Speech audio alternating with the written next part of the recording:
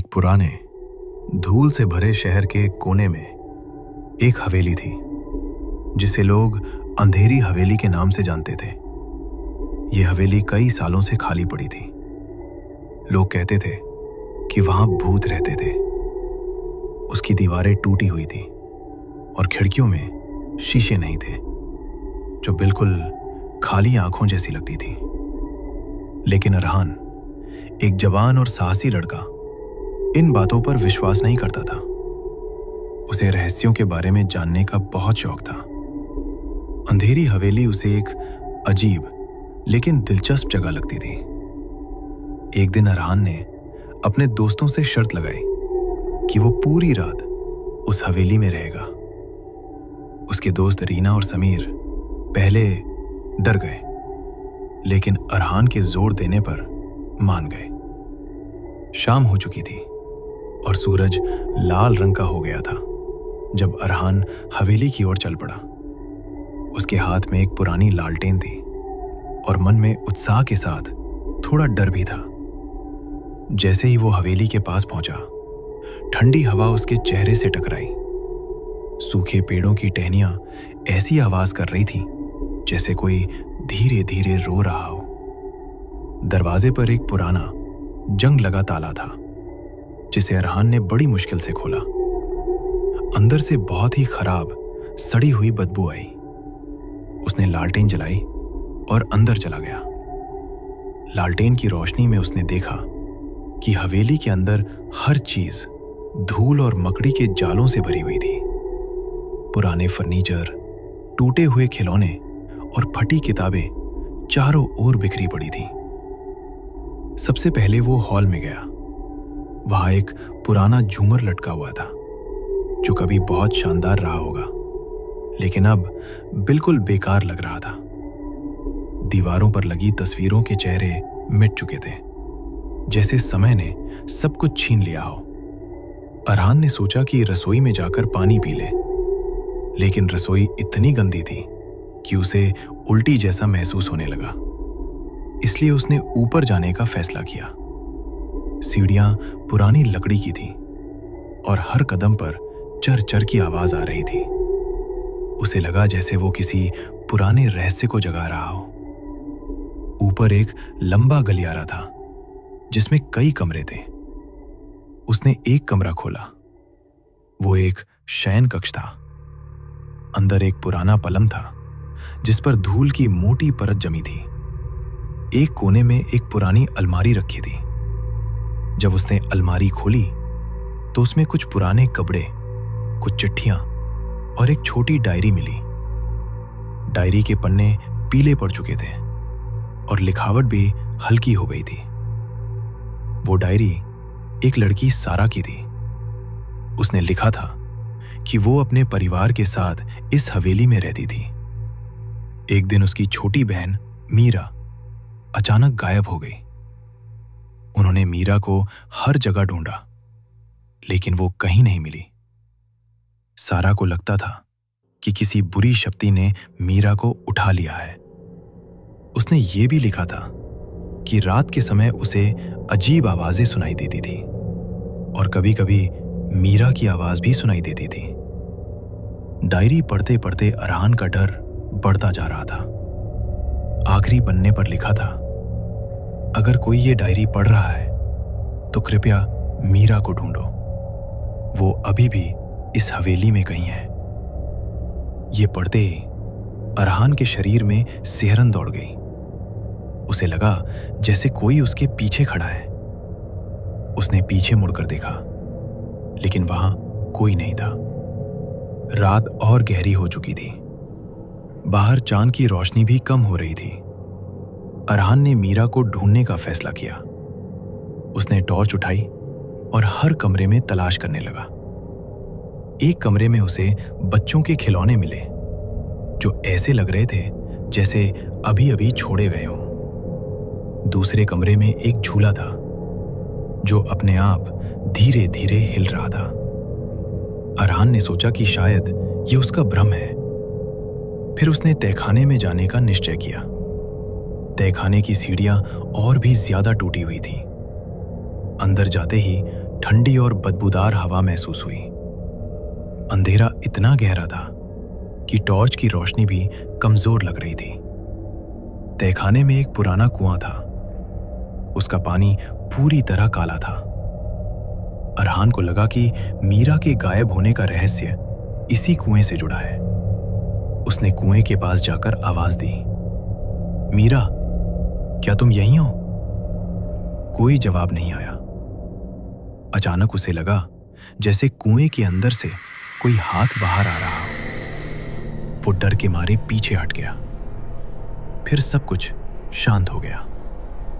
बाद में उसने डायरी फिर से ध्यान से पढ़ी और उसमें छुपा हुआ संदेश मिला, मीरा तहखाने के कुएं में है।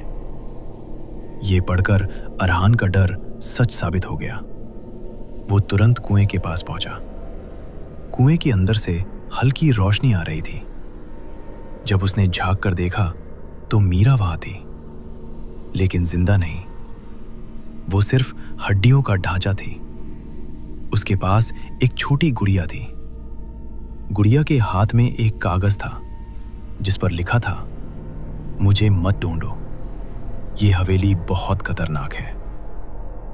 अरहान समझ गया कि सारा भी अब जिंदा नहीं है और वो बुरी शक्ति अब भी यहां मौजूद है।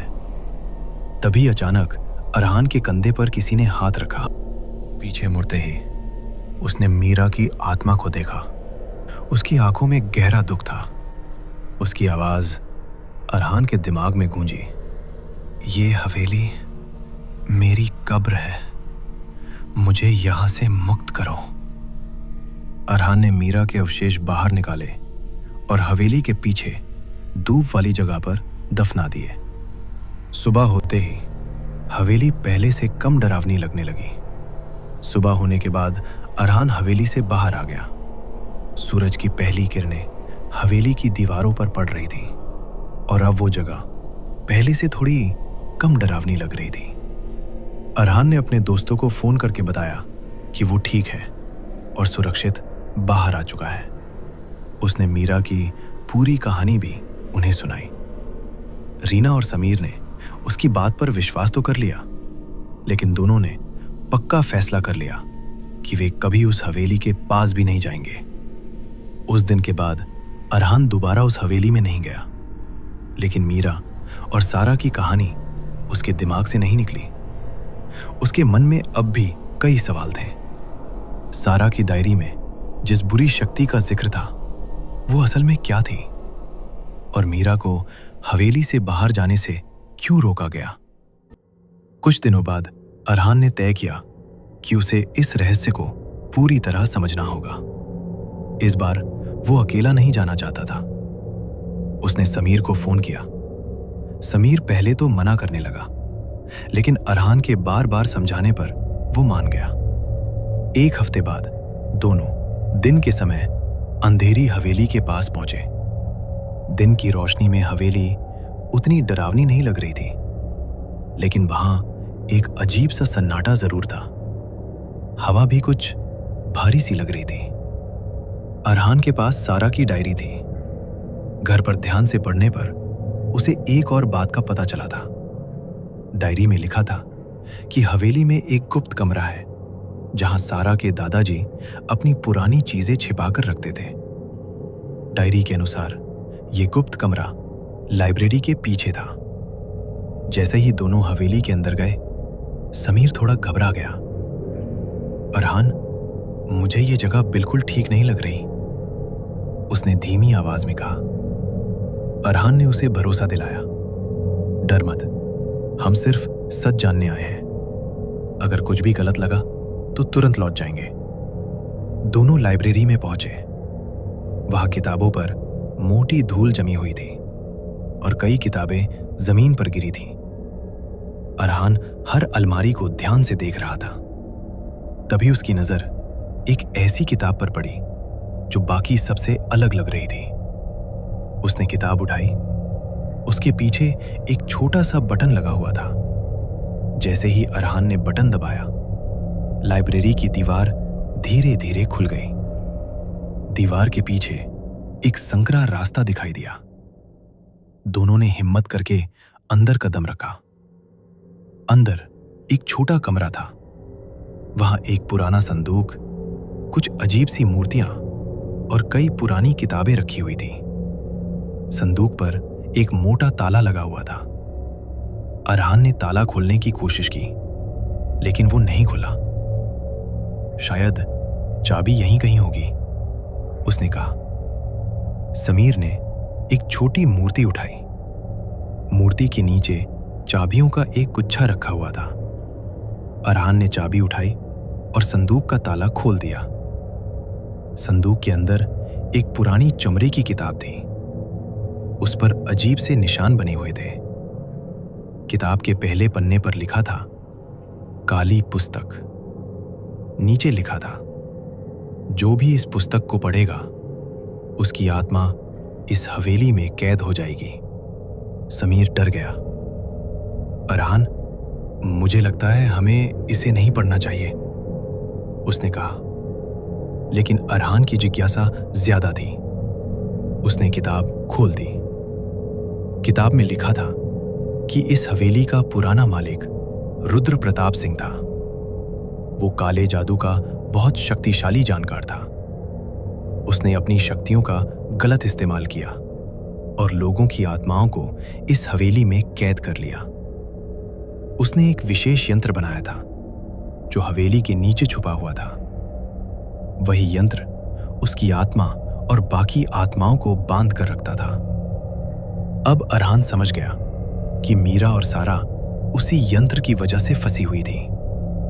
किताब में लिखा था कि इस यंत्र को सिर्फ पूर्णिमा की रात ही नष्ट किया जा सकता है और उसके लिए एक खास मंत्र पढ़ना होता है। उस दिन पूर्णिमा थी। अरहान और समीर ने तय किया कि वे उसी रात वापस आएंगे। रात होने पर दोनों फिर से हवेली में पहुंचे। इस बार हवा और भी ठंडी थी। पेड़ जोर जोर से हिल रहे थे। दोनों सीधे तहखाने में गए। कुआं पूरी तरह खान था। अरहान ने काली पुस्तक खोली और मंत्र पढ़ना शुरू किया। जैसे जैसे मंत्र आगे बढ़ता गया, कुएं का पानी हिलने लगा। काला धुआं बाहर निकलने लगा। धुएं के बीच कई चेहरे दिखाई दे रहे थे जो पीड़ा में थे। तभी एक भारी आवाज गूंजी, तुम मेरी शक्ति को छेड़ रहे हो, इसकी कीमत चुकानी पड़ेगी। ये रुद्र प्रताप सिंह की आत्मा थी। आत्मा दोनों की ओर बढ़ी। समीर डर के मारे पीछे हट गया, लेकिन अरहान नहीं रुका। उसने और जोर से मंत्र पढ़ना शुरू किया। मंत्र पूरा होते ही तेज रोशनी फैली और रुद्र प्रताप सिंह की आत्मा चीखती हुई उसमें समा गई। सब कुछ शांत हो गया। कुएं का पानी अब बिल्कुल साफ और शांत था। दोनों बाहर आए। हवेली का माहौल बदल चुका था।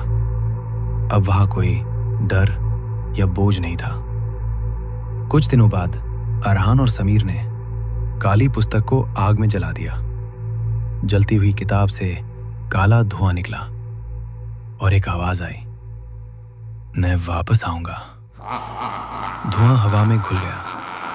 आज भी अंधेरी हवेली खड़ी है, शांत, लेकिन रहस्यों से भरी हुई। कुछ लोग कहते हैं कि सब कुछ खत्म हो चुका है और कुछ लोग कहते हैं कुछ कहानियां कभी पूरी तरह खत्म नहीं होती। ऐसी ही और कहानियों के लिए चैनल को लाइक और सब्सक्राइब कीजिए। धन्यवाद।